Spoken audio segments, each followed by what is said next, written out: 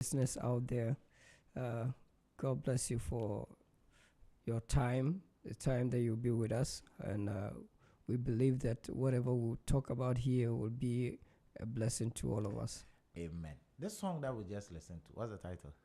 Gia Bayoba. Aha, HSA. Enra Enyende. Wow. Ubi Nyene Bibi Kwa. Okay. And it goes further to explain that whenever it's your turn, talking about when you have problem or you have a load, I come in and help. And when it is my turn, please do the same for me. Oh, okay. That's the hand go, hand come. Yeah, hand go, hand come. Wow. Remember, we are together and we need to help each other. What went into the composition of this song? The composition of this song was from an old man. He's still there. He's back in the Arpes International. Okay. He wrote this song. Okay. And he wrote this for me, and I was just singing a Gia Bayoba. He said, and we're playing with it, and later on with Western Diamonds, I recorded it. Oh wow! Yeah. Western Diamonds gave you the big band sound. That's right. Let's talk about the artists who work on this one. Oh, those are just marvelous, amazing guys that I'm still a family. We're still a family. Talking about the guys, Kweku Taylor, keyboards, Akablay, guitar, and Tolia on bass, and Kwame Asamoah on drums and percussion, and Pakwesi on drums and percussion, and we have the Cromwell brothers, and we have the singers Justice, Justice Ajay. We also had Kofi Hansen, also on vocals, and Ekwedankwa. Wow, that's a solid album. That's on your third album, right? This is that's on the third album one. Of the Western Diamonds. Let's talk about you. Where were you born? Where did it start? I was born in Bolgatanga. Yes. Yes. Okay. I was born in Bolgatanga, and I grew up in Bolgatanga. I followed my father to a few places, like Kofodia New Tafo, to Domahi Kro, and to Wenchi. All that because he was working with the, how do you call it, Brigade. Okay. Those days we had a company called the Brigade, and it became a food production. And the Workers Brigade. And then then to begin food distribution. Yeah, and fibers. Yeah, fibers. Yeah, so wherever he went, I was with him. Yeah. So I grew up in Bolga, and that's where the talent, the music talent, actually began. So I was going to ask whether it began in school or where did it begin? It began. I was in school then, though. Okay. I was in school. When bands will come to Bolga, and I'll go wash their clothes, help them iron, and do all sort of things for them. Things. Yeah, and I remember one time I had to actually stop everything and just go because the sweet beans were coming, and Pat Thomas' name was on top of the chart, and I really, really wanted to see Pat Thomas. And that day, God being so good, I was able to see Pat Thomas stood right by the stage and watch him sing for almost 8 hours. Wow. You know, those days we start dance like 9 to 4 or 5. I watch him sing. And it was an amazing time with Lady Talata. I don't know if you know her. Yeah, I've interviewed her. She sat where he sat before. Oh, okay. Talata was with them at that time. Okay. And I've forgotten, is it Lady B or something? Oh, wow. All this. Yeah. Wow. And Lady Talata is still a very good sister. Yeah, we still talk. I spoke to her 2 days ago. Okay. Yeah. Lady T, Nat says hi. I spoke to her 2 days ago. That's right. Oh, wow. So, in your family, who sings? My mother sings. Oh, okay. My dad sings. Oh. Both of them are very good, amazing singers. Oh, and yes. You didn't steal it, right? No, right from home, yeah. Okay. So my mom used to lead a church, and she didn't need a microphone. We use microphone now, but she had a very powerful voice. She was at the back of the congregation and leading the songs. Wow. We're still right here in the studio on Z101.9 FM. We're talking to Apostle Nat Awuni. He's telling us how he started. He started somewhere in Bulga. The father was working with Workers Brigade, so they've gone to Domain Crew, they've gone to a lot of Winchi and other places. It goes back to, and the mother is a singer. He used to lead a church in singing. So for you, did you have the chance to sing in church? That time? Yeah, when you were growing. Before I sang in the church when I became popular. Wow. Yeah. But I didn't really sing at church at that time. Okay. Because I was into the instrumental singing, which means but my mom was just a drumming and singing. Oh, okay. So it was more like a cappella. And so she had a powerful voice, and some of the tracks that I did recently are from my mother's lyrics. Whoa. Yeah. We'll come to that. We'll play those things. And we'll pay glowing tribute to your mother for what she's done. Yes, that's right. Okay. So I didn't start from the church, but rather when I became popular, you went back popular, I went back to the church. When the church calls, there's nothing you can say. Yeah, that's true. Okay, so now I listen to Sweet Beans, a lot of bands. Bulga was what? Where was the most popular place in Bulga? Popular place that the bands used to come. Catering Rest House. Catering Rest House, yeah. But I watched Pat Thomas when catering was not built yet. Wow. At the transport yard. I mean, the transport yard, you know, where they repair the trucks. Okay. Yeah, that was where we used to have things have changed. Those type of things have changed drastically. Wow. And but before we left, where there used to be big gigs and all that was the Catering Rest House. Okay, so now you've seen them, and then you were in school. Yeah, I was in school. I started the music career at the age of 12. Hey, how were you in school? How were you in school? I was in the middle school. I was in the middle school, and I couldn't complete it. Okay. I couldn't complete my education. Okay. At Form 2, I had to stop because there was no help. Why? Your father had left the food distribution? No. Oh, there were so many children. How many were you in the family? How? How many children were you? My father's children, I don't know the number. Hey. Because we didn't grow up together. Okay, I think in those days the fathers really knew how to sow seeds.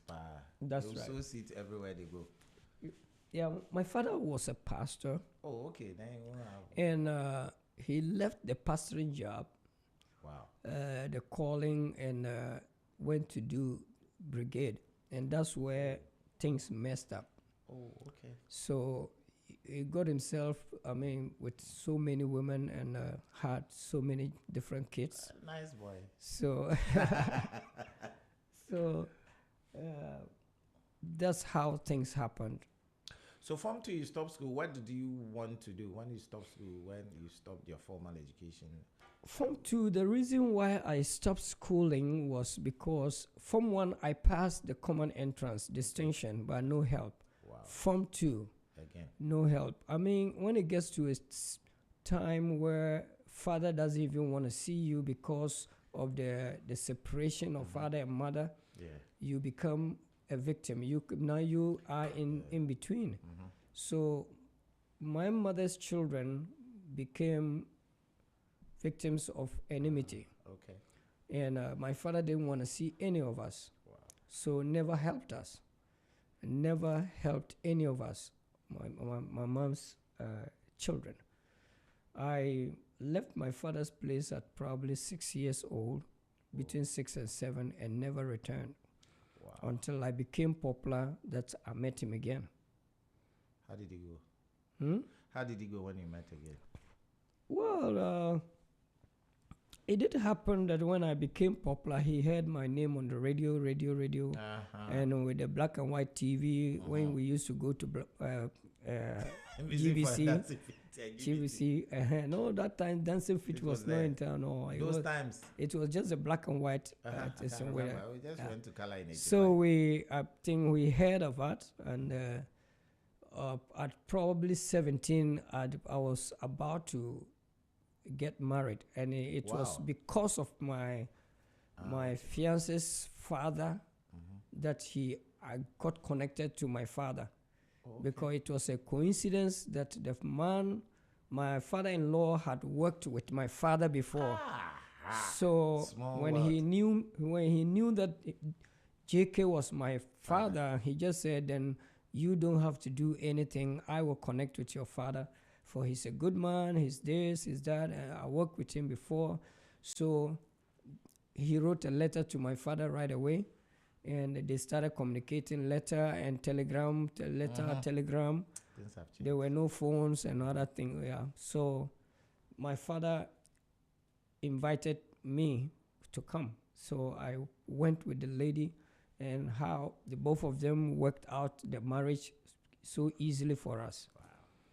So that's how I connected with my father again. It was during the time of my marriage when I met the woman that the love connection. Yes, and she's still with me up to now. How many years ago? 47 years. 47? Yeah, that's right. Oh, let me clap for you again. To the glory of the Lord. The Lord has done it. Yeah. Oh, so it's possible. This December will be our 48th anniversary. 48 years of marriage. That's right. No, this one you need to counsel us. What do you have to do? We are learning. We are growing. It's grace. I like that. It's grace and understanding. And hard work. Listen to Comme C'est Comme Ça. It tells you everything, because I wrote the song based on my experience. Okay. Yeah. When you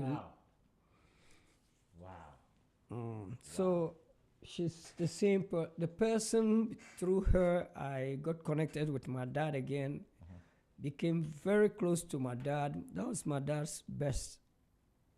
She was my dad's best. She was my mom's best. They all love her, and we had a very good time up to today. And we still have. And she's still my fiance. Yeah, you see us. So every time she's fresh in your eyes. 47 years. Yeah. 5-10 years we are fighting. And 47. That's right. Madam, thank you. Thank you for taking care of our big brother. I believe she should be listening by now. Let me I sent it. Comme ça.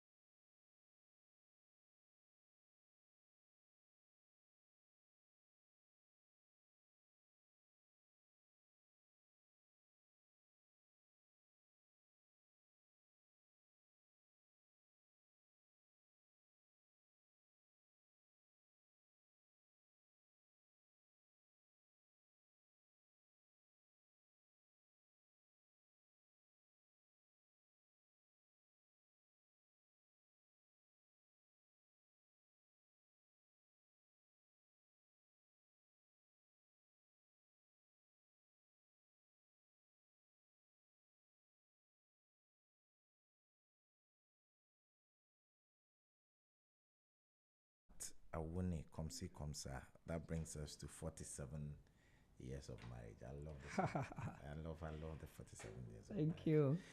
So let's go back. So 12 years when you stopped school, and what made you decide that you wanted to be a musician? I think it was in the blood.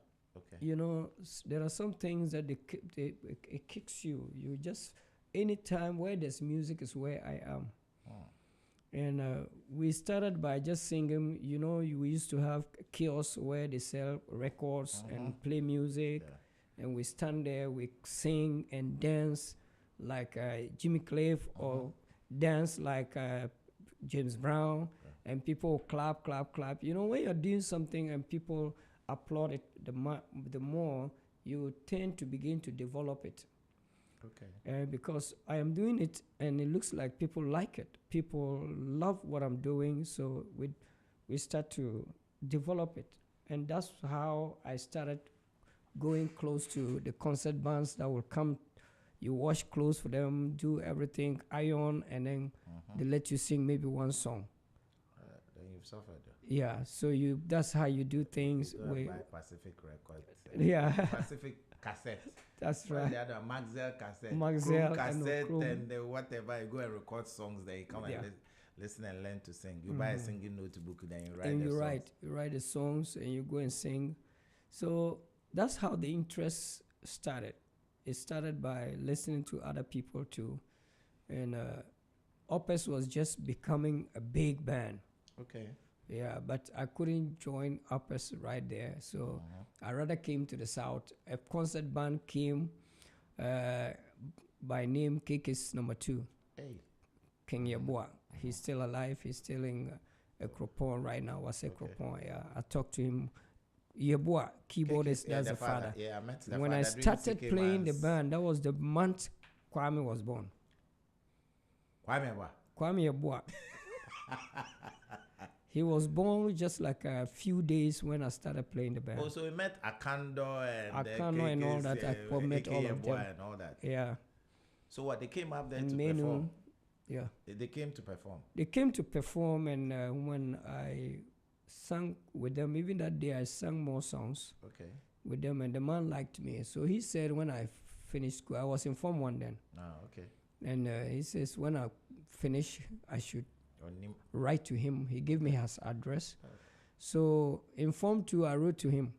Okay. And I told him that I wanted to come and I know where they were. So he sent me money. Oh, wow. Yeah, it used to be a postal order. Postal order. You remember that? Yeah, that's right. So because of that, he gave me the platform to begin. What did your mother say? Huh? What did your mother say? My mom didn't like it. In those days, musicians were I mean, people classified as vagabonds, or not. Now that people now see them to be something good, something prophetic, even in the society. No, but then when you say you're a musician, they just look down on you everywhere. I mean, you are a vagabond, you are a lazy person, you are this, you are that. I mean, that's so. As for my mom, she didn't like it. So when I told her I was even going to Accra because of that, he made them to keep me at the police station for 30 days. 1 month? 1 month. Oh, mommy, yeah, my big brother actually arrested me and took me to the police station, and they kept me there for 30 good days. And one day, you know, they keep me there. I'm sweeping, cleaning. Okay. They send me, go and buy this, and go and come. Then one day, one of them look at me and say, I'll cry.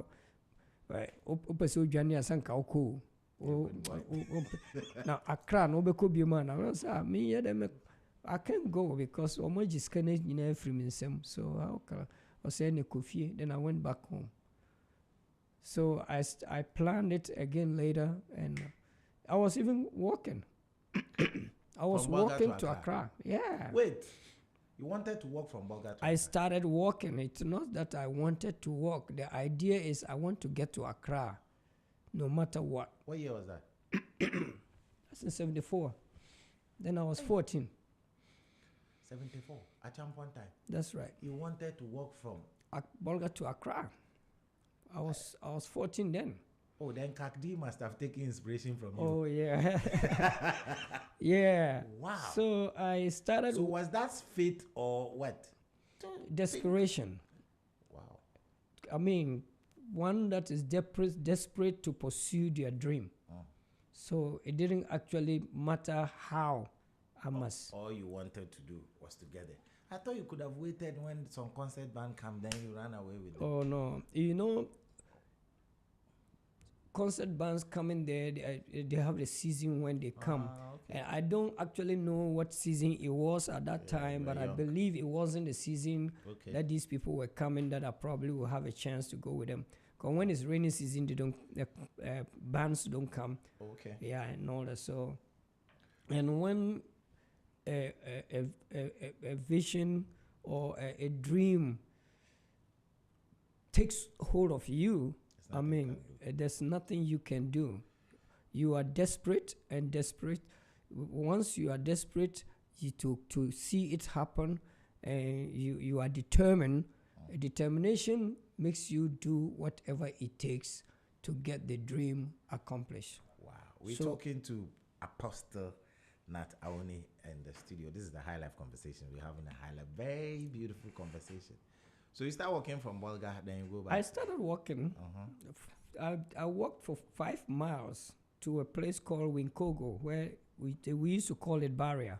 Okay. So there's a barrier, and the cars, when the trucks, the buses come, they will all alight and walk across. And they will search the car. They will search the car, and the car will come. So I stood there, watch buses. Well, I said, from here, nobody check who has a ticket or who hasn't got a ticket. Oh, yeah. So I stood by one of the buses and made sure everybody entered. And I started climbing, and the mate said, "Hey, Omamoi." Then I pointed at the back. There were some market women at the back making noise. Oh. I just pointed at the back. You didn't know particular person. No particular person. So he accepted me, and I just sat by him there. So he didn't even allow me to go. But he knew where the bus was going. I didn't know where it was going. I just knew it was going down south. And anyhow, I'll get to Accra. But did you have money? I didn't have money. That's why I started walking. I didn't have any money. So you joined the bus. Where did he take you to? The bus took me to Kumasi. Okay. So the mate just loved me because I was helping him. Okay. So he feeds me and all that. And I believe that was God working through him. Fed me until we got to Kumasi. And they said that was the last stop. I said, so this is Kumasi. Say, yes. Have we passed Accra? They said, no, Accra is still ahead. I said, oh, then I still have more distance to go. So I got out of it, and I saw the boys doing power, carrying things for people. I said, oh, this one I can do it. Wow. So I joined some of them, and we were picking up people's things, picking up, and so where did you sleep? In the station? I didn't sleep. That same day I got into, I took off again. So I took a woman's things, and we got somewhere. I saw a metal structure, like a bus, but very long. And I asked, what is this? They said this was a train. It's going to Accra. So the woman, I took her in there, and so I didn't go anywhere again. I stood there. Once they said it was going to Accra, you knew that. I knew that was my passport. So I just stayed there to watch and study how people get in and out and all that, until it sounded the alarm. Poo, poo. People were just rushing in. I said, oh, not knowing this one said nobody takes money. It's just a free of. But I didn't know that late at night they will come asking for tickets. Inspectors will come. Oh, that was a sleeper. Yeah, it was a sleeper. So I joined it, and all the way to Accra. The inspectors didn't come. Inspectors came, but as little as I was, they thought you were with somebody. I was taught. I even sat with a woman and her kids. So all these things, worked up very well, and before I. That's your first away. So I was in Accra. Whoa. Yeah, I got it Accra. My sister was married and was living in Teshi Barracks, Film Marshal. Oh, okay. So I asked people whether. So it took you to Tudu, the train? No. The train would take you to Kantamanto, the current Kantamanto. Yeah, the current Kantamanto. That's where the last stop. Last stop was okay. So out of there, I heard Teshi. But then he had some small money. He had carried some just small coins. I think I spent it even on the way. Yeah. So I asked one woman, and she said yes, she was going to Teshi, and I said I was going to Teshi, and who is your mom? I said my sister lives in Teshi. I thought you were some small baby. Yeah, I was very small, and when I mentioned my sister's name, she used to trade in fish. Oh, okay. You know, Ghana was not populated like it is now, so people knew each other. Yeah. So the moment I mentioned her name, they recognized her. They said, "Oh, we know Esther, Gaspar's wife." Oh, okay. Let's go. So the woman took me straight to her. By the time I got to my sister had a telegram that I was missing. You have run away. So she tried to actually get the police to arrest, and the husband said no. That's nice. And I had also passed a business school in Achimota. Okay. And I had my prospectus. So ready. I used that as an excuse. I said I was coming to look for this school, and then that's where I want to go. But they didn't know. And so the next morning, I left. I said I was going to look for the school. But then the husband said, okay, he will go with me. I should wait. He's going to work. I said, no, I just want to go alone. I want to know town. They gave me some few coins, and then straight to Tesano, Abeka Tesano. That's where cake is number 2. Oh, they had told you where because they wrote to you. He wrote me a letter. Okay. So I went there, and when I got there, Kwame was just born in a few days. So the band had gone on a trip. So I was there with the mother and helping the mother till evening around 4 there. Mr. Yabua came and said Afromosi just left the band and he was coming to get a replacement. I say I am ready. He say Opepe Niba with me. I say I am ready. Let's go. And the band was at Bojuase. So we went straight to Bojuase, rehearsed from 4, 5 day rehearsed till 7, 8 program started. Wow, we're in the studio talking to Apostle Nat Awuni. Very interesting story from Bolga to Accra, straight to Tesano, and now we'll move to Bojuase. KK is number 2. Is it number 2? Number 2. Number 2. Wow. So Afro Moses had left. Yeah. And then you were singing soul, right? Or you were singing that time it was soul. You know? So that was it. That was your first. That was the Cardinal 9. The soul group is called Cardinal 9. Okay. Yes, and it was a very powerful group. Tell us a bit about it before we move on. Well, I was somebody who loved Peter Torch. I say Jimmy Cliff. Okay. So I started my music career actually with Jimmy Cliff. Oh, okay. Jimmy Cliff songs. So I could sing most of his songs, and then Bob Marley and all that. And the guys were very good. Like you mentioned, Achampong was the president then, and we used to play for Achampong. Yeah. He loved the soul group was just like a dance band. Okay. They were so powerful. Just so sorry that almost all of them are gone. So sad. So sad. None of them are alive as I'm talking to you now. Yeah, but I have to go to KK Yabo's place and then go and interview him. Yeah, there's one person that I have to speak to. Yeah, I spoke to him last week. I met him during CK Man's funeral, so I was sitting by him, and I met Grand Kofi too, the man who taught CK Man how to play the guitar. So I was fortunate to have met him, and I think I have to go. He wants me to come. I really want to go to, but I don't know if I can. I can this time. If you want to go, I'll go. Okay. If you want to go, I'll go. I think I need to. How many years did you spend with KK's number 2? Just 2 years. 2 Not years. too long. At least that was. Tell me about your first experience in Accra, Bojuase, on stage. How did people see? What was The your first excitement song? What was your first song you overwhelming. sang? Too many people are suffering. Too many people are sad. Too little people get everything, but too many people got nothing. Remake the world. That was my first song, and I love that song very much because of the lyrics.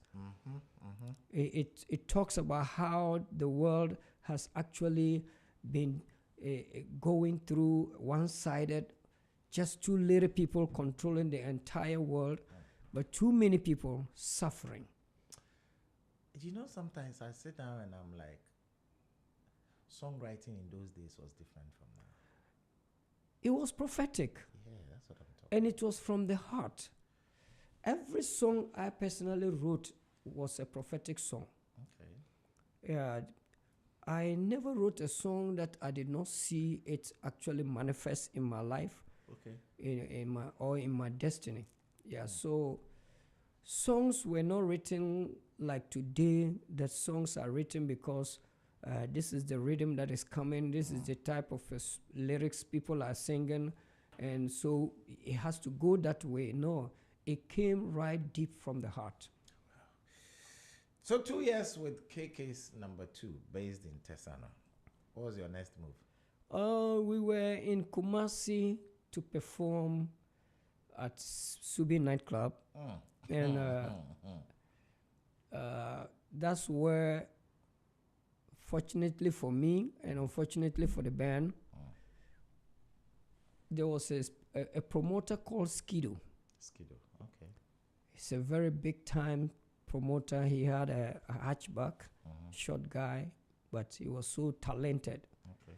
He actually made uppers, Okay. because he was the brain behind. Oh, okay. Yeah, he was the man. A Ampofo found him to help him to build the band. Okay. And he was just the brain. And that was a very time too that KJC's band was booming. The Noble Kings. Yeah, the Noble Kings were doing very well. So the moment I finished singing the Souls, you sing the Souls and the concerts will start, and I was called on, and that was my turning point. They called me, said, "Oh, somebody wants to see me," and I went, and they said, when they mentioned my name was Awuni. Am I from the north? And I said, yes. They said, if you're from the north, don't you know you have a band there? I said, I know. And he said, if we are taking you to the north today, will you go? And I asked them to give me time to think. So I went back and spoke to one of the guys. He's a singer, Tony Godas. I don't know where this guy is now. Tony Godas. I asked him. He said, Nat, Enya Apesa, he speaks Fante. I will call Nebin Sam. Oh, they were not selfish. He wasn't. And he was the one, his clothes were the clothes I was wearing. Wow. I was wearing his clothes to stage. I didn't have no clothes. And I was not paid. They just buy food for me, breakfast, lunch, and dinner. Wow. In those days, we didn't play music for money. We played it for passion. So that's how it happened. And that day, early morning, they came and picked me up to Air Force Station, and a helicopter flew me to Tamale. God is good, though. And a car picked me up from there, and the car number UR99977777. I can never forget it. How would you forget it? My first time in the aircraft, all alone, with just 2 or 3 army men, and they dropped me. And they picked me to Bolga. God is good. Then that same night, we started rehearsal. God is good. The person who did the stowaway Back from to my roots, from Bolga to Kumasi, then train to Accra. Now you are going from Kumasi. Now you're going with the aircraft. Back to Hallelujah! Wow. That's how things work. Who are some of the guys at Uppers International you met? I met most of them, who, especially those who started the band. Uppers International was by Prince Ali. Yeah. The leader was okay. We had Eddie, Mr. Eddie, who played the guitar, and Babs, a wonderful guy who plays the bass. Okay. Yeah, he's late now. Mostly, most of them too are late. Oh. Most of them are late. But the sax person is still around because he's the one. I am with him in Chicago. Yeah, Mahmoud. He even left Ghana 2 weeks ago. Oh. Yeah, he came to Ghana and left. He's in his 90s now, but still strong. We should be able to bring him to the studio and speak to him. Yeah, Mahmoud. Yeah, Mahmoud. He wrote Jioba Yoba. Oh, okay. Yeah. So, okay. And then chapter 2, it was when I came that they had to start chapter 2. Oh, okay. Just like Sweet Talks, the first one and then the second one. Yeah. Oh, okay. When they saw me, they said they cannot play with me because they knew me. Okay. They used to send me. Small boy. Yeah, this small boy. How can this small boy come and be one of us? And you know what? Yeah. God shamed them a lot because the stone that the builders refused became the cornerstone. I became the star. And they tried all they could. They could even just beat me anyhow, slap me. Hey. And at the end of the day, they couldn't get me to leave. And they now started taking me to Juju. Hey. And everywhere they went, the Juju man or the son will come to my house and report. They themselves would tell me, Nat, we have given you 3 days. So if you want, eat your best meal, because in 3 days' time you will die. And all of them have died and gone. So there's Juju in bands? In bands? Yeah. Hey. Are you talking about bands? Eh? Do you think people just hit because they are very talented? No. Even Accra here, they used to take us to the sea, the seashore, and bath us and do all kind of rituals with all the bands. I won't mention them. For a hit? For people to come to your shows? Yeah. Wow. The band owners, I wouldn't say, apart from Uppers, that was a government band, so they used money and strategy to actually hit. Yeah. But the private bands were taking us through things that it's just God that saved some of us. Whoa. It's God that saved some of us. And they were, oh no, I wouldn't want to go there too much and then go and mention names. Yeah, but my point is, like, you are a guitarist, I'm a guitarist. They will do you right now. Oh, they will finish you. Animado was our bass guitarist. They needed the leadership from him. When he holds the bass, he will swell like a boat. Wow. So he will be lying down and playing. I personally told Animado, leave this band and go. Don't die here. He didn't. Wow, interesting. He died there. He died. I told him personally to leave. Animado was a very good, kind person. They killed one another like that until the whole band is gone now. Most of the guys are gone. And what do they get? Nothing. And those who were even doing that never even made it to the limelight. You know, people could come to me and just slap me and tell me that you are dying tomorrow. We have already finished you. You have 3 days. You have 2 days. But I have lived up to now. I have gone to their funerals. God had something for you. God knew that's right. Something that you had not finished your work. Yes, so you didn't want especially when you have a pure heart. It's good to live in this world with a pure heart, not having anything to do with anybody, any negative thoughts or negative moves against your neighbor. No. Wow. I have a very clean, pure heart. That's it.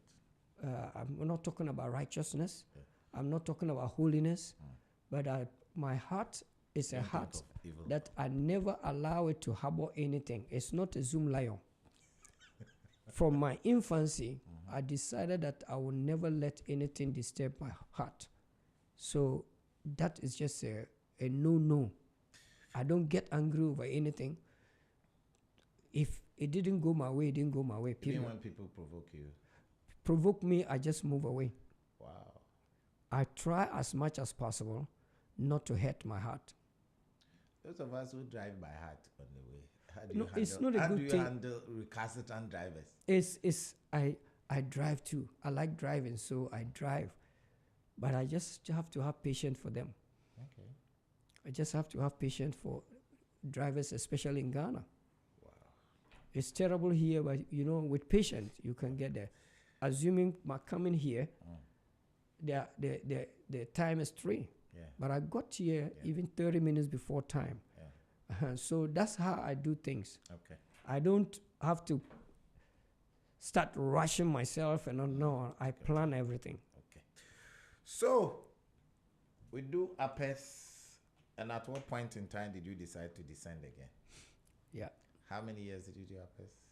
Uppers was, I think, was 3 years. Yeah, you were growing in the business. 3 years. You were touring all over. Where I really stayed long was with Jewel Aka. Jewel, okay. Yeah, I played Jewel close to about 10 years. Okay, from uppers, where did you go? From Uppers, I went to Burkina Faso. Abba, I once saw. From Burkina Faso to... Now, Burkina Faso, over here. I played a band there. What I band? became very popular in Burkina Faso. And I still am, because my album is still a hit in Burkina. Wow. Yeah. I recorded an album there. Yes. Okay. Recorded 2 albums there and became very popular. It was almost the strongest radio. band in Okay. and we toured almost part of that area. Niger, Mali, Cote d'Ivoire, and all that. Yeah. So. And you left home. You left for home. Yeah. And came to Accra. I came to Bolga. I was in Bolga. The Jewel came to perform. Okay. And I took the microphone to sing his songs. Aha. He will be shocked. And he said, I wish a ball guy had to man. I wish I say, and say, come on, let's go. So no, I just came from Burkina. I want to no. See, yanko. No, the batema. Oh. And I really enjoyed staying with him for a very long time.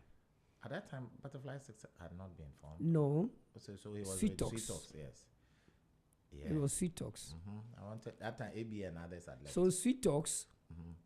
The second part. Then it came to Talkatives. Talkatives, okay. So I later on. People don't know the difference there. The difference. So the first Sweet Talks was Martin Cancer and others, and then he left. Then AB and Tony Mensah and others. Eric Ajiman too at some point in time came there. And then Jewel too came. Jewel came. And after Jewel, it was me and then the Talkatives. Natauni and the Talkatives. Okay. Yeah, so I led the Talkatives for some time.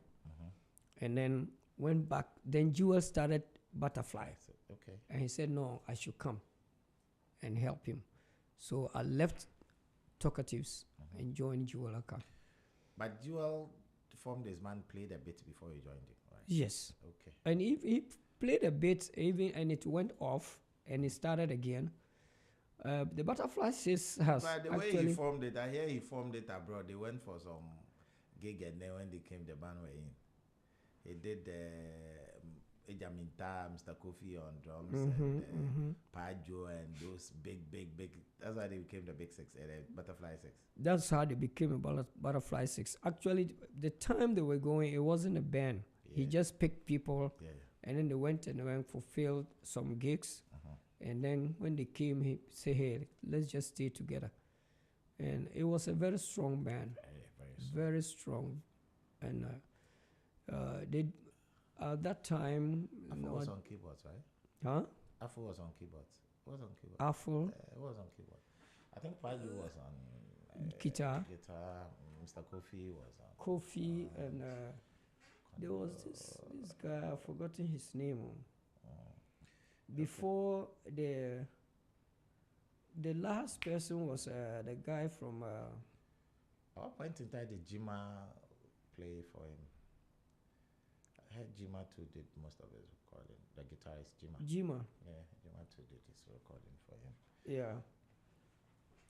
So when he came back to Jewel, we used to have this guy. I've forgotten his name, but he was from Solpon. okay. He was a keyboardist. I'm trying. Amos. Amos. That's why I'm saying your name was Yeah. Amos. Yeah. Your name was. Oh, we did have a good time then. We toured most of Europe, but like I said, Jewel went to Europe 3 times and left me. Hey. They always leave for Europe, and I was the only one. They'll leave behind. They'll leave behind. How about one night? But I never got angry.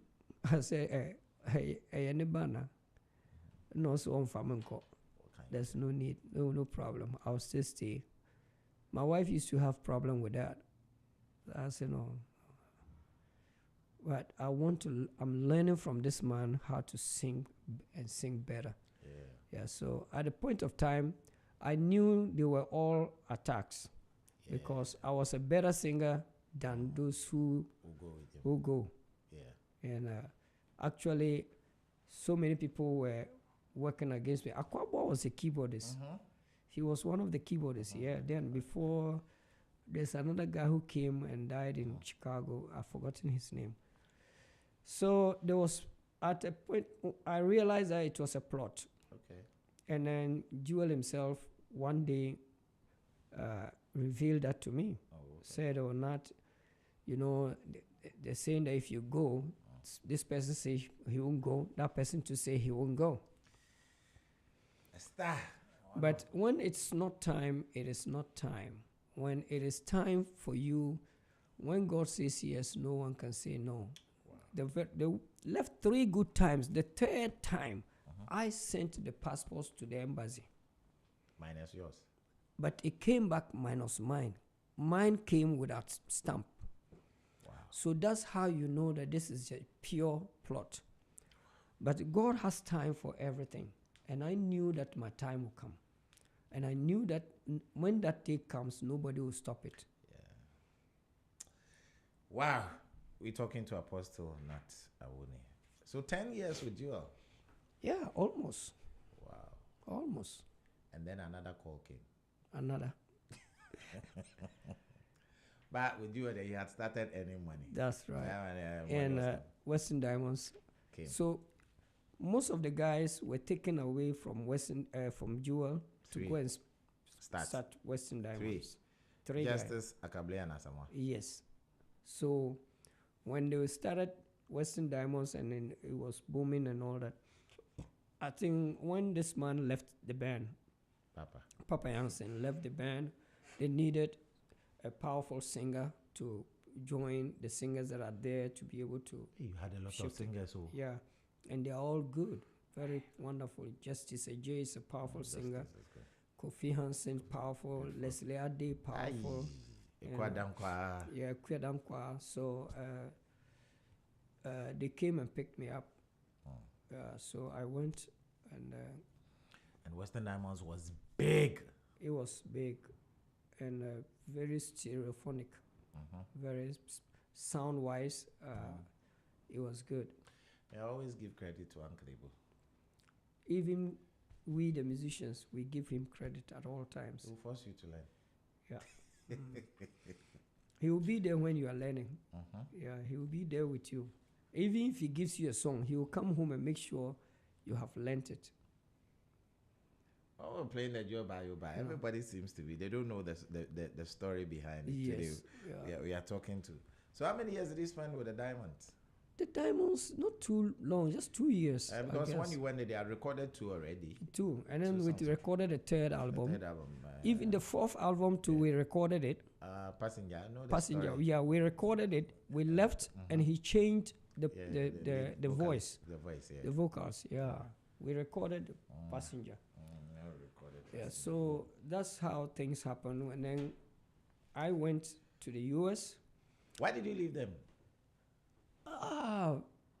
Okay. I can't actually Who- tell who why, took you- but who took you to Europe or US for the first time? the first time was Diamonds, 95. Okay.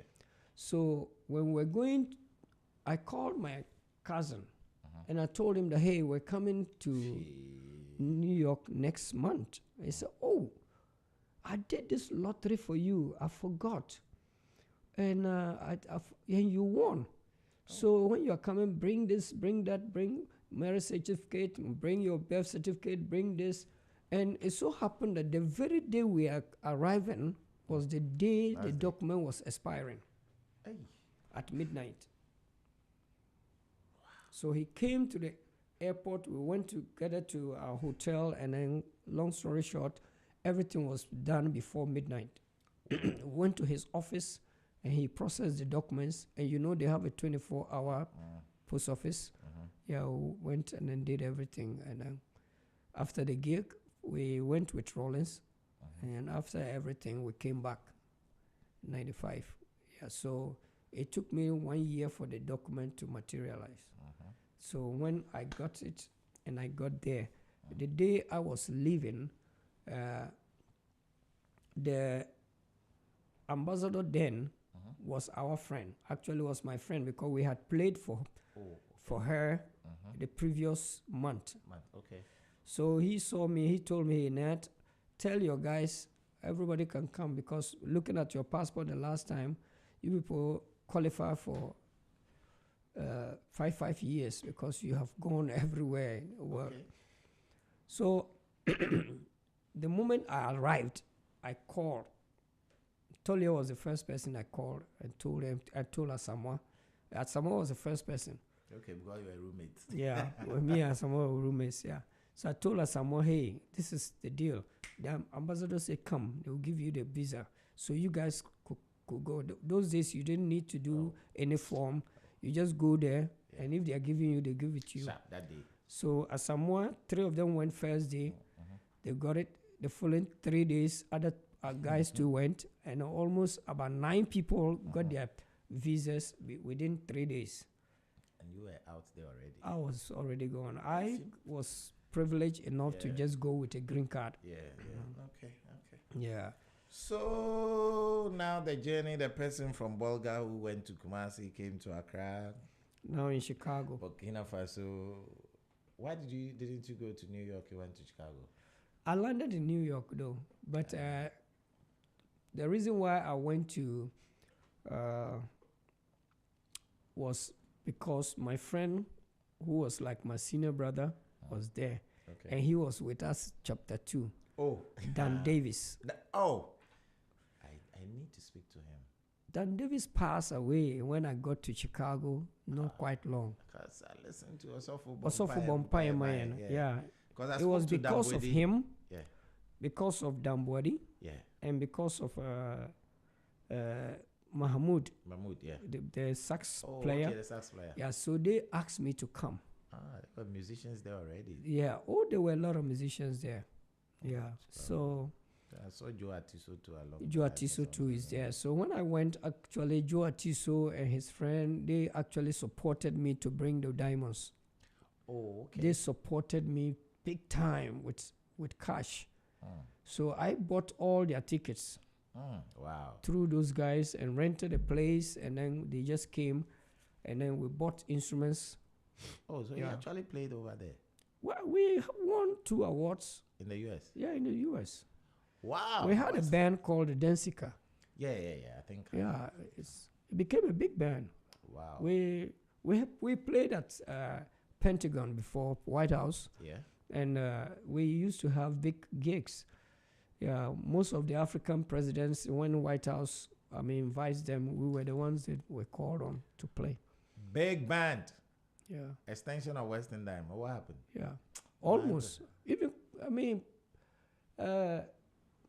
Ebokoka came to us. Oh. Wow. He Uncle came Ebo- to us and we had a party for him. He came to convince us to come back. But it was too late. It was too late. Yeah, he came. We had a meeting with him and sat with him and had a very nice party for him in Wisconsin.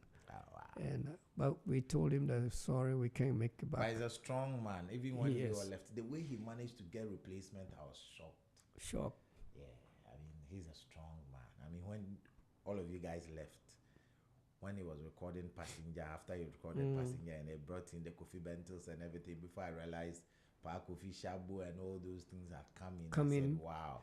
And it became another big band at that time. They did only that it wasn't the same though. Oh, it wasn't because the hands that left were very powerful. I think the only people who were left were the Huntsmen, the Cromwell brothers.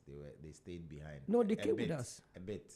No, they all came. They all rushed. They all just came. Okay. The only two people that remained was Kukutela and Akable. That's all. Just the two. Okay. All of us, even Akuya Dankwa, Kofi Hansen, Justice, they all came. Wow. Yeah. So how was it? Why did the band disintegrate? What happened? The band was there for a time. We had a good time together. And I think that's when my conversion was coming in. Oh, okay. Pakwesi, the drummer, brought a song. Okay. And anytime we played the song, it's a reggae song.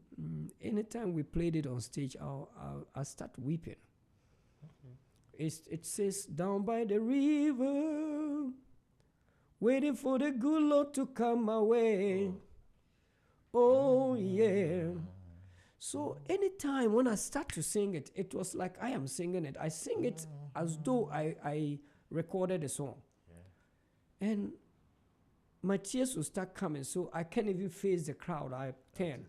Okay. Then the huntsman will get angry. Not about it now. And so yeah. Epedesua ye na kusus. About it but I didn't know there was a message in the song. Oh, it's a powerful It says, message. down by the river, I'm waiting for the good Lord to come my way. Because I've been on the road for a long time. Waiting. So I didn't get it until one day. And everything starts one day. One day. Pakwesi, the drummer, had a baby, and we're going for baby christening or whatever. And that is where the church got in. Somebody invited me for men's retreat. I went with my wife. In fact, they paid for us. Okay. And we went to a very cozy hotel and for 3 days. And by then, there were so many prophecies about me becoming a pastor. Oh, okay. But because of how my father ended his pastoral work in 3.5 years and messed up and all that, and the family became dysfunctional, I didn't want to. Repeat. Yeah, I didn't want to. So pastoring was the last thing that will ever even drop into my mind. God had time for you. Yes, he had time for me, and I guess he also gave me the same type of heart to also have time for him. So it became that's where the band came down. Oh, okay. So when I accepted the call, I called them together. We sat down. And I told them that, look, this is it. And I had all the connections too. Oh, okay. So I told them that this is it. I think I've gotten to the end of the road. They asked me, so what are you going to do? I said, I don't know. I didn't actually know what I was going to do. But I just didn't want to play the secular music anymore. How did your wife take it? My wife, she was happy. Oh, okay. Probably. She was even praying for that. And my father and my mother had gone on a 40-day fast to get me out of that. Wow. Okay. So the day I called them and told them that I have stopped secular music, they said, we just ended the fast today. That God has to actually take you to replace me. What I couldn't do, that you will do it. Goose pimples over me. Yeah, so a mother and a father and a wife were praying secretly, and I didn't know. And God actually did what he had to do. And from that time, I already started feeling uncomfortable on stage, especially when that song was being played. And so we had very important gigs ahead of us. So they begged me to actually fulfill those gigs. One was Winnie Mandela was coming to town, and we had to play there. Charles Taylor's wife was coming to town, and some African presidents were coming to town. And you remember when the women's championship, soccer championship. Yeah. So we were supposed to play at the stadium. Okay. Yeah. Oh, they had gone far. Yeah. Oh, we were doing very good. We were doing good. The band was doing marvelously when it comes to performance, popularity, and money. Yeah, we're doing very good, and we had very good promoters who were actually working on that. Yeah, so that's where things happen. When I sat with them, they say, "No, please help us fulfill this." Afterwards, you can go. Afterwards, you can, and You did. I did. But it still took me 2 years before I knew exactly why. God that called you. Yes. You are faithful in all that you do.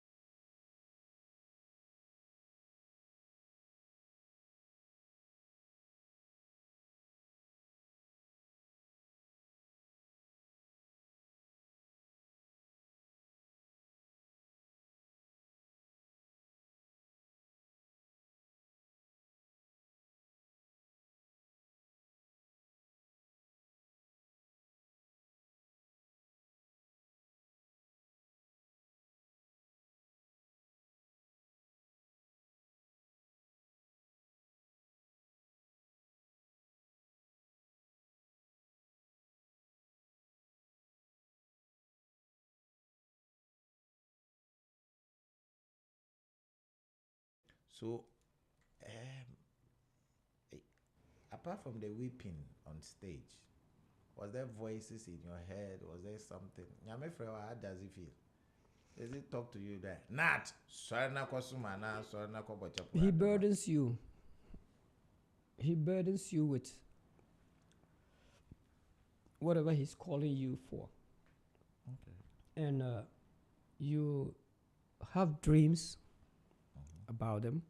Okay. And you realize that what you're doing at the present time, you feel uncomfortable. He makes you feel very uncomfortable in whatever you're doing at that time. And you see visions and dreams. That is how it happened to me. I don't know that's how it does happen to other people. But I still didn't know what it was. But all that I knew was that that chapter was to be closed, that I don't have to play secular band anymore.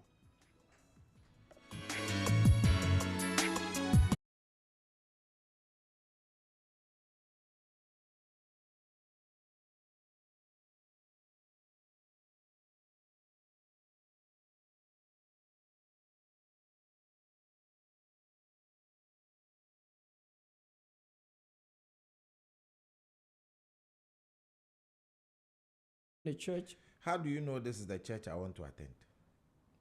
I didn't know that this is the church I want to, but the very first church I was, the teaching there was very good. Okay. It was called an All Nation Church, Pastor Oliver, and he did a good job by teaching. I mean, we take seminars all the time Okay. to get us into the Word. But even that, I didn't know that someday I'll be a pastor. Yeah, and one of the things I realized was that it was drawing me closer and closer to pastors, and I was alarmed when I realized what God was about to do. I didn't want to go that direction because I thought that it was the last thing I would ever love to do. And prophecies were coming up. Any day, any pastor that steps into our church, any church I go to, let's assume if you invite me in your church, the pastor cannot end by saying that you get up.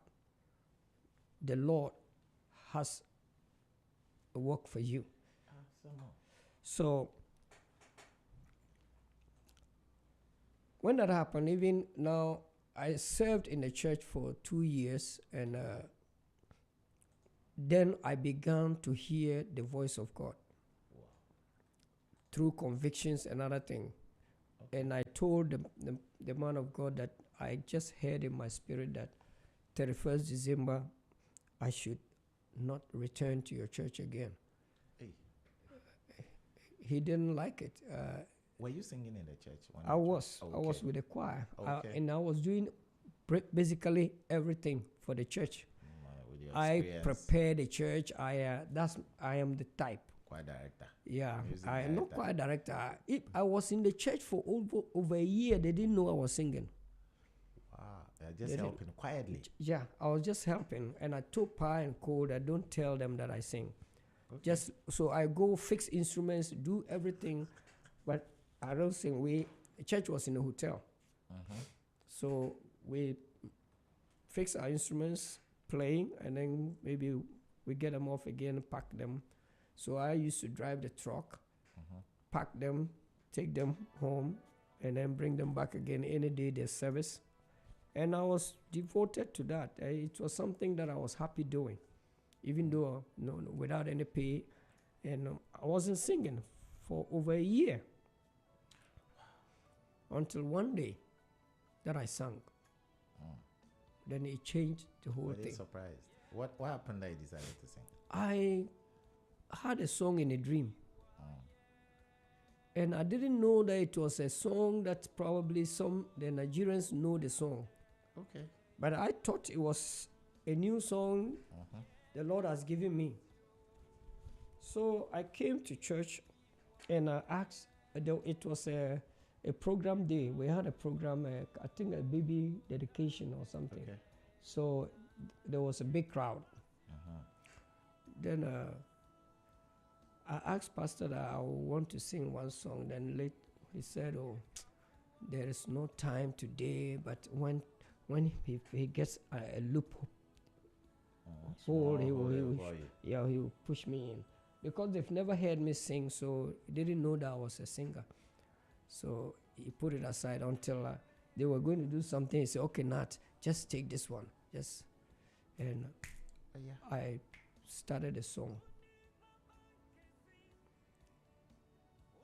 And before I knew, in the dream, I sang it for 3 days. Okay. In a dream, I sang it for 3 days. I was in heaven, and I asked to see God. They say, "That's him." Then the voice So you saw came. him? If I say I saw him, I'll be lying.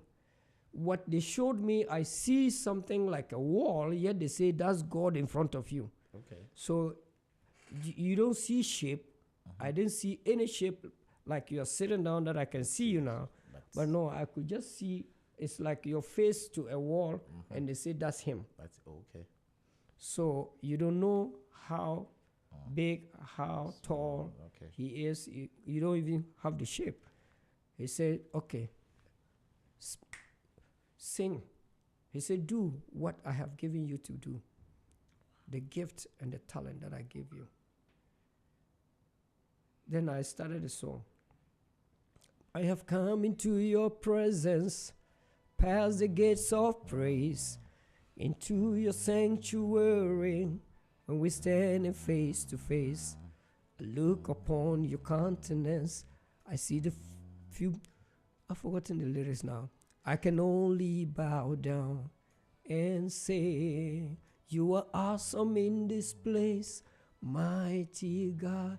It was like a host of people, millions of people singing with me, and it was so harmonious. We sang for 3 days. So I just wanted to sing that song. So when I lifted it up and I got to, you are awesome in this place, everybody started singing. You're like, I said, what's happening? and I could feel the same vibe in my dream. That the people that were singing with me were more than the people in the church. So after, then pastor called me and said, are you a singer? I said, yes. And the choir master came and said, from today you are the choir master. And that's how it happened. So I was with them for 2 years, 2.5 years, and when the Lord told me that, oh no, now the conviction was so strong to leave, and I left, and I was at home now. I say, now I should leave, and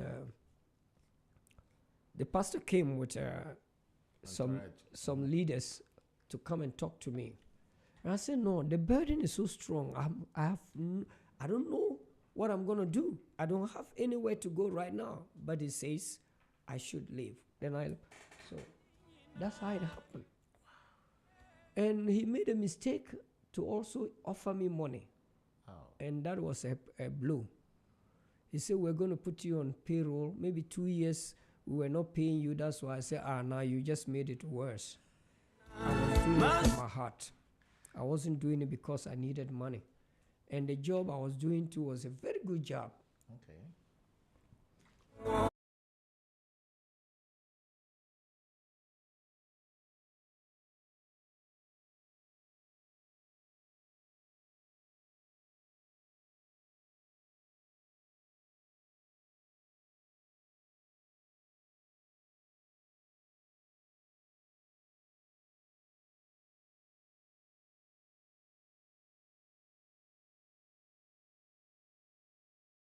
Where from the winner?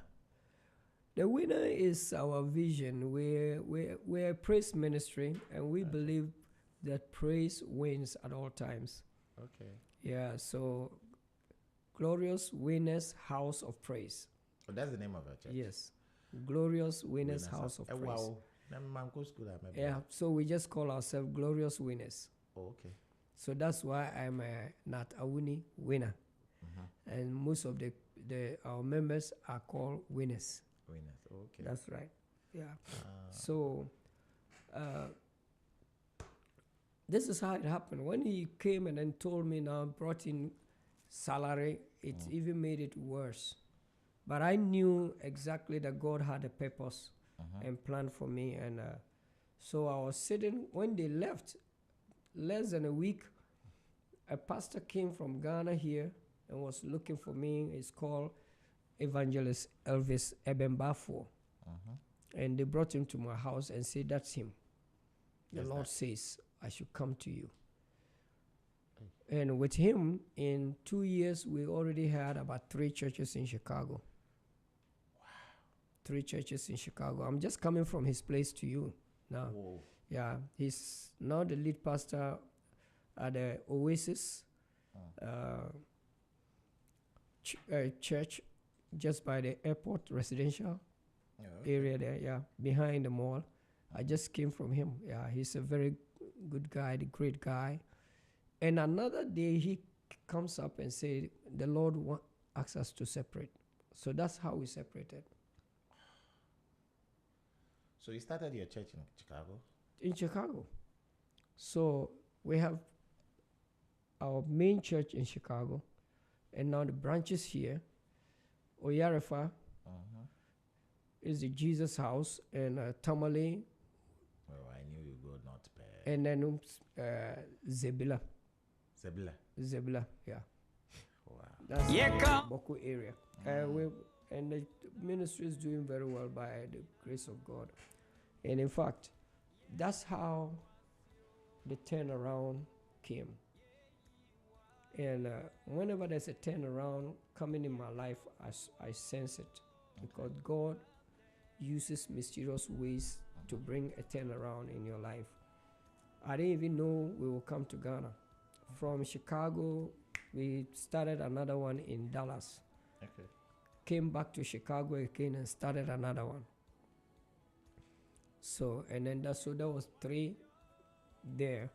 Then the Lord says, go to Ghana. Go back and give to your people what you've got. And that brought me back to Ghana. Was it difficult fitting in? Initially, yes. People don't understand, but right now, we musicians, we do everything through passion. It is passion that drives us, the love of what we do. And that same spirit was in me. So getting into the church, I expected the church to be much better than Outside the there. club, the dances and the parties and other things. But it was very disappointing. Even up to today, it's hard to actually reason it out. But who are you to, to actually judge God's people? But it wasn't the same. As I came into the faith, I've realized so many things that out there. That's why I don't like it when people are calling them we are full, because now we are infinite. And you are seeing before I even left the secular band, in the club those days, nobody drinks and holds a bottle or a glass on the dancing floor. Yes. It's prohibited. And people obey that with passion. Listen carefully. When you come, you are able to enter into the club. Whether you have money to drink or not, you will get somebody to get you drunk for free. Are you following it? Yes. If you are a smoker, no smoking in the club. It is obeyed to the highest degree. Nobody will smoke in the club, but they will go outside and smoke. And when they get out there, whether you have smoke or not, the moment you join them there, you will have smoke. Now, don't you think this type of characteristics that I just mentioned to you should be even more in the church? That the church should actually think about how to share what they have. It is not done that way. The love for people, I don't know about now, but I'm talking about when I was leaving the secular band. And the way the club, now people can even obey that law, and they will not drink on the stage, on the dancing floor. They will not eat on the dancing floor. But this command in the church, don't drink, does not stand. Are you getting me? Yeah, that's true. It doesn't stand. They won't smoke in the club. They will smoke outside and come back in. Smoking zones. But that is still in obedience. But check the obedience in the church is probably like 15% or 20%. Instead of probably the church should have been in the 90-something obedience. No, it is different. If not for God and the prayers of my parents, I would have left the faith But I think that my father said, I have prayed that you will never give up like I did. Let's be a bit controversial. You know, recently there was this woman on Methodist woman who was on social media all the time. I don't know if you saw it. Yeah, I think I saw something like that. I didn't pay too much attention to it. Said that I think the pastor was saying that if you don't give tithes, you are robbing God. So you are an armed robber, sort of. Then the woman comes in and says, if you are saying that, then you are also robbing us. Because if I pay tithe or something, and something happens to me, the church will tell me, if I have been paying tithe for so many years, and this year I'm not able to pay, if something happens to me, the church will tell me I'm not a member in good standing, so they won't mind me. Okay, what the woman was talking about is is based on some type of denominational doctrine. Yeah. But in reality, you don't give tithes and offering and expect to be the auditor of the tithe and the offering you have given. Okay. I am not paid. For 20 years, I've been serving. Wow. How do you eat? It will marvel you.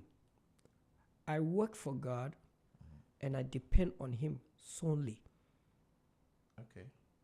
I'm saying this because I'm even my church, the links are there and they're hearing me.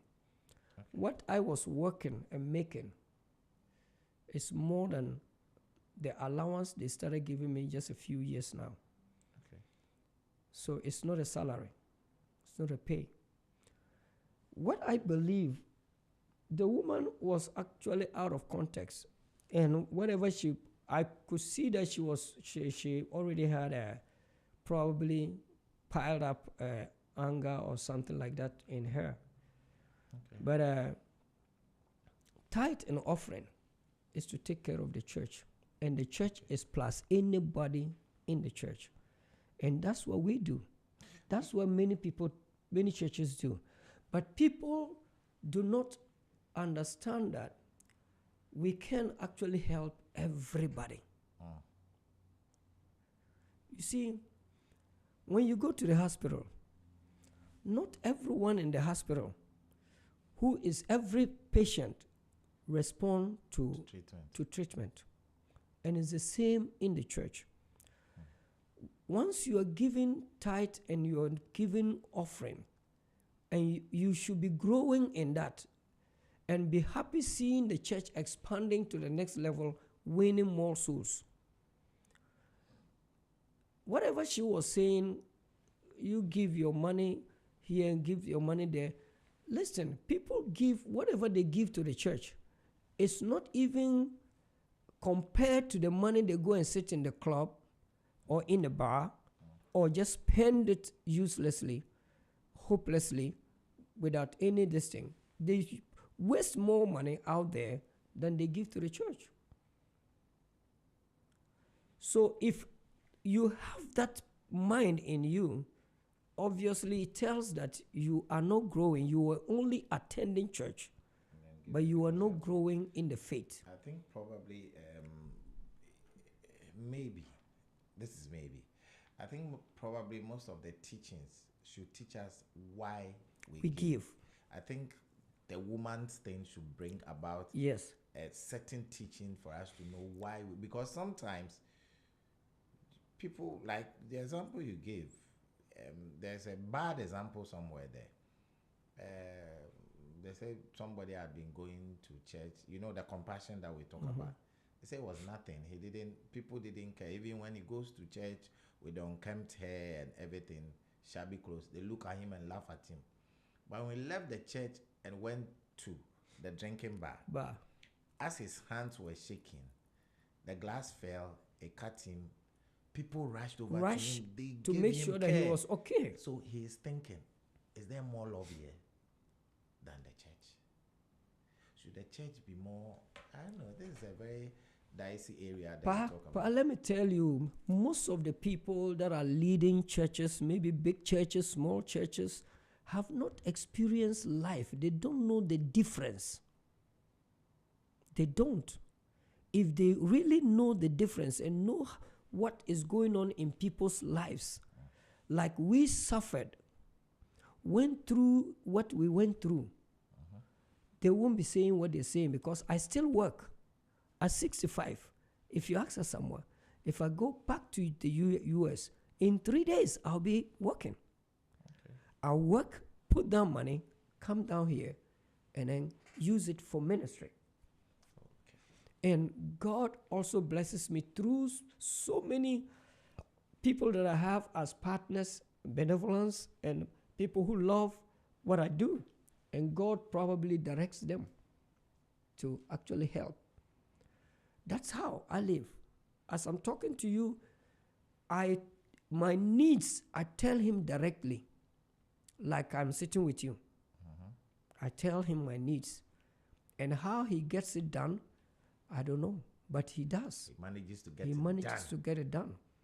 So I probably, in the beginning, that's one of the things I didn't even want church to ever talk to me about. Okay. Is the church's money. Jesus spoke more about giving than any other thing. Yeah. People talk about tithe. I tell them tithe is only for beginners. Tithe is for beginners. Okay. You have been given tithe 10% all your life and you are happy. You should be ashamed as a Christian. You should go higher. Because that's the basic. So if I should be growing, I grow from 10 to 15, 15 to 20, 30, because there are people who are giving 95% of their earning. Like somebody like J.C. Penney, 95%. Somebody like Chick-fil-A, 90%.